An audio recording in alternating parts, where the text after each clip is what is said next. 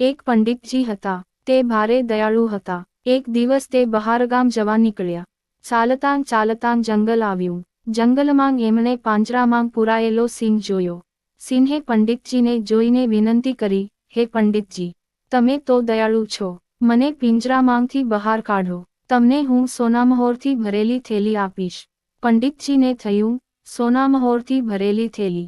વાહ, મારું નસીબ ઉઘડી ગયું. પંડિતજીએ લાંબો વિચાર કર્યા વિના સિંહને પાંજરામાંથી બહાર કાઢ્યો. બહાર નીકળ્યો એટલે સિંહ કહે, મને ભૂખ લાગી છે, હવે હું તમને ખાઈ જઈશ. પંડિતજી બહુ કગર્યા પણ સિંહ કહે, ના, હું તો તમને ખાઈશ. એટલામાં ત્યાં એક શિયાળ આવ્યું. પંડિતજીએ બધી વાત તેને કરી, પોતાનો ન્યાય કરવા કહ્યું. શિયાળ કહે, ન્યાય કરવો ખૂબ અઘરો છે. તમે મને સમજાવો કે સિંહ પહેલાં ક્યાં હતો ને પંડિતજી તમે ક્યાં હતા? આવું સાંભળી સિંહ કૂદકો મારી પાંજરામાં જઈ ઊભો રહ્યો ને બોલ્યો, હું પહેલા અહીં ઊભો હતો. પંડિતજીએ સિંહને પાંજરામાંથી કઈ રીતે બહાર કાઢ્યો તે સમજાવ્યું.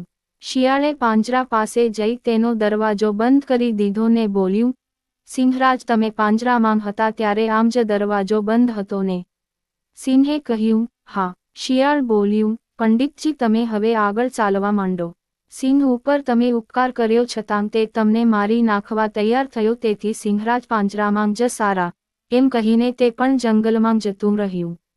વગર વિચારે જાતે ઊભી કરેલી આફતમાંથી પંડિતજી ઉગરી ગયા.